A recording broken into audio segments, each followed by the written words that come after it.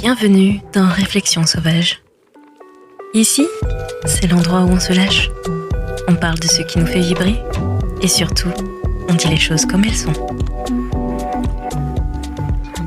Je suis Andy et ensemble, on va explorer la vie sans filtre, les relations, le self-love et toutes ces petites réflexions qui nous rendent plus fortes. Installe-toi confortablement, prends un café, un thé ou un verre de vin et prépare-toi à des discussions 100% vraies, pleines de rire et de réflexion. Allez, c'est parti. Réflexion sauvage, let's go.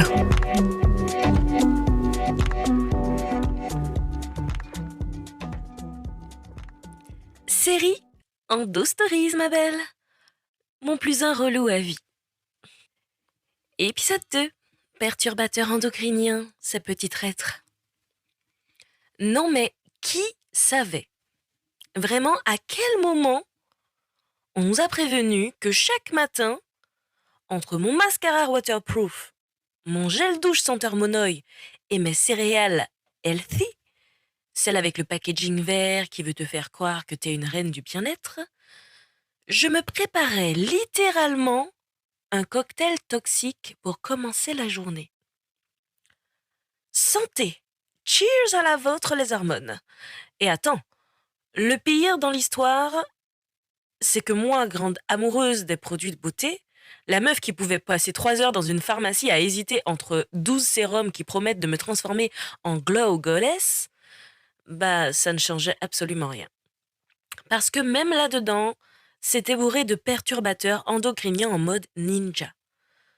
Pendant des années, j'étais persuadée que si c'était vendu en pharmacie, c'était forcément safe.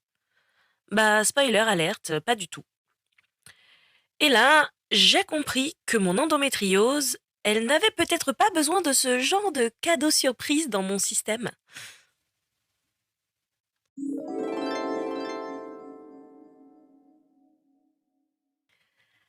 Allez, aujourd'hui, je t'embarque dans le monde merveilleux des traîtres invisibles. Tu sais, ces petites crapules bien planquées dans tes produits du quotidien. Des infiltrés discrets qui te murmurent « T'inquiète, je suis clean, je viens de la para ». Alors qu'en vrai, ils mettent ton système hormonal en PLS dès la première application. Et là, je te parle en connaissance de cause. Parce qu'avant, pour moi, un gel douche, c'était juste un gel douche. Un mascara, bah, c'était juste un mascara. Et mon fond de teint, c'était même mon doudou des mauvais jours. Puis, j'ai ouvert les yeux. Un jour, entre 2 vidéos YouTube et une énième visite médicale où on m'a gentiment suggéré de regarder du côté des perturbateurs endocriniens, j'ai plongé. Et franchement, c'était le choc. Parabènes, phtalates, silicone, bisphénol A et j'en passe. On dirait la team des méchants dans un Marvel. Sauf que, ils sont planqués dans ton mascara, tes crèmes, tes shampoings, tes déos, tes boîtes en plastique fatiguées, coucou la lunchbox de 2012 fidèle au poste. Et le pire, c'est qu'on t'a fait croire que si c'est vendu en pharmacie, ça ne peut pas te vouloir du mal. Alors non, hein, parce que la pharmacie, et même la parapharmacie, c'est pas Disneyland non plus. Et je te vois venir. Mais alors quoi, on arrête de vivre? On s'enduit d'huile de coco en attendant la fin? Bah non. Le but, c'est pas de finir recluse à faire des savons dans une cabane sans wifi. Quoique parfois l'idée me chauffe un peu, j'avoue. La chèvre de potager, lapin intérieur, bref. L'idée, en gros, c'est de reprendre doucement le contrôle. De pas se laisser submerger par le stress du tout est toxique, donc c'est foutu. De ne pas sombrer dans la parano et la chasse aux sorcières moléculaires non plus, mais juste bien choisir. Choisir ce qu'on met sur notre peau, dans nos cheveux, dans notre assiette. Choisir ce qu'on respire chez nous, ce qu'on lave nos fringues avec, ce qu'on grignote devant Netflix. Moi aujourd'hui, j'ai décidé que, tant qu'à faire, et vu mon côté créatif, autant passer côté DIY de la force. Alors oui, je ne vous le cache pas, c'est du temps, parfois un peu la flemme, surtout au début quand tu ne connais pas encore les formules. Et crois-moi, des soirs où j'aimerais bien qu'un sérum magique débarque par la fenêtre, j'en ai. Mais sérieusement, faire ton déo maison et qu'il fonctionne vraiment, réussir ton propre shampoing et avoir des cheveux de sirène sans silicone, laver tes vêtements avec un produit que t'as préparé toi-même et qui sent bon le citron, putain les meufs, c'est une vibe. C'est limite un super pouvoir. Et ça me donne ce petit truc en plus, ce glow intérieur qui me dit t'as peut-être pas tout sous contrôle, mais ça en tout cas, ça tu gères. Et tu sais quoi, c'est devenu un kiff, un rituel, un truc qui me reconnecte à moi, à mon corps, à ma santé.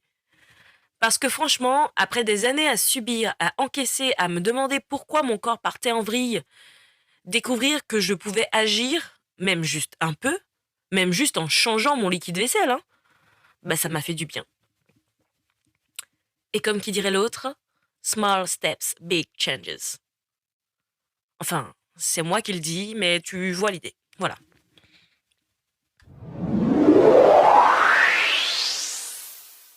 La minute réflexion sauvage. Tu sais ce que j'ai compris, vraiment, c'est qu'au bout d'un moment, prendre soin de soi, c'est politique. Non mais sérieusement, c'est plus juste se faire un masque visage en mode cocooning le dimanche soir, même si, oui, on adore, et ça reste un moment sacré. C'est plus juste choisir un gel douche qui sent la bonne noix de coco et nous fait croire qu'on part en vacances à Bora Bora sous la douche. C'est prendre le pouvoir sur ce qu'on laisse entrer dans notre quotidien.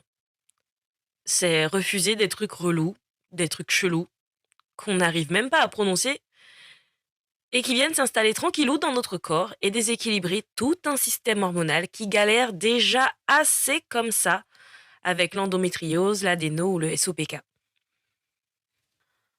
En fait, je me suis dit, attends, je souffre déjà assez comme ça, pourquoi je rajouterais moi-même des embrouilles chimiques dans l'équation? Et c'est là que ça a commencé à switcher. Pas dans un grand délire extrême du type je quitte la société et je fais mon savon avec des cendres et des orties, hein, mais juste par respect pour moi.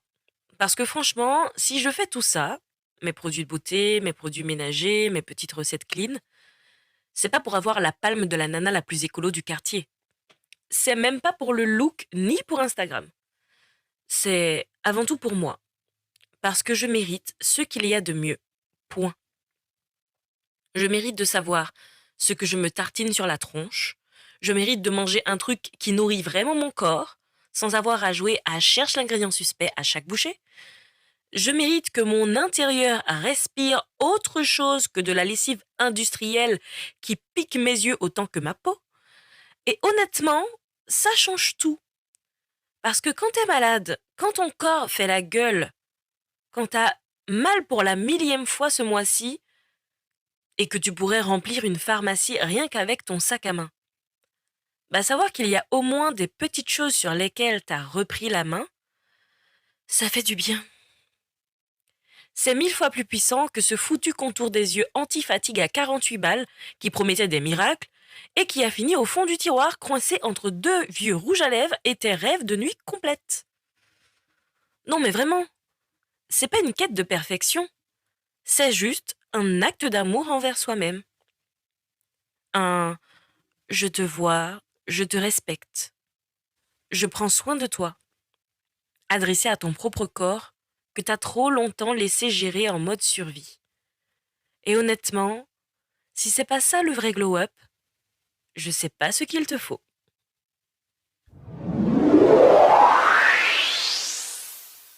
Les conseils sauvages. Alors voici les conseils sauvages que j'ai moi-même appliqués et qui m'ont sauvé la vie. en tout cas au début. Appli pour scanner tes produits. Oui, mais on ne prend pas tout au pied de la lettre non plus. Ça m'est arrivé, hein.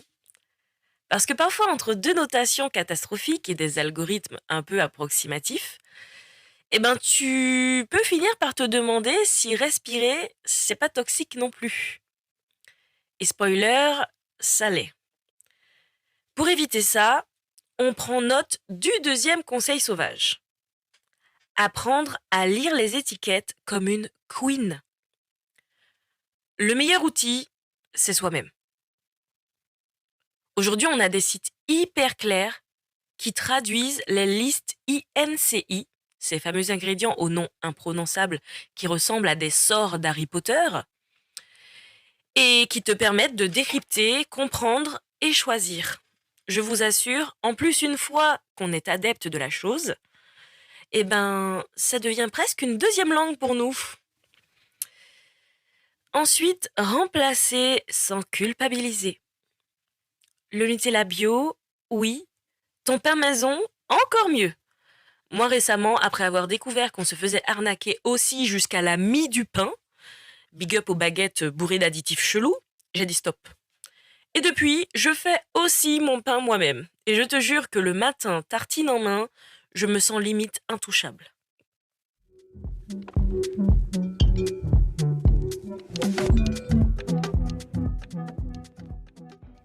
Au final, est-ce qu'on peut tout contrôler? Alors les filles, je vous dis tout de suite, non, ce n'est pas possible. Mais chaque petit changement, chaque amélioration, c'est déjà une révolution intime. Et franchement, le meilleur moyen d'être sûr de ce que tu consommes, c'est encore de le faire toi-même.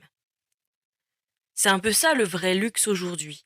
Savoir exactement ce qu'on met dans notre corps et qui fait le processus. Alors on enfile nos gants de cuisine, on sort les bocaux et on devient nos propres laborantines. Parce que prendre soin de soi, c'est la vibe numéro 1. Je vous dis à vendredi prochain, parce que vendredi, on se retrouve pour un nouvel épisode de Réflexion sauvage. Et d'ici là, prenez soin de vous, faites attention à ce que vous mettez sur votre peau et ce que vous mangez. Et bisous les queens, je vous attends la prochaine fois pour encore plus de Réflexion sauvage.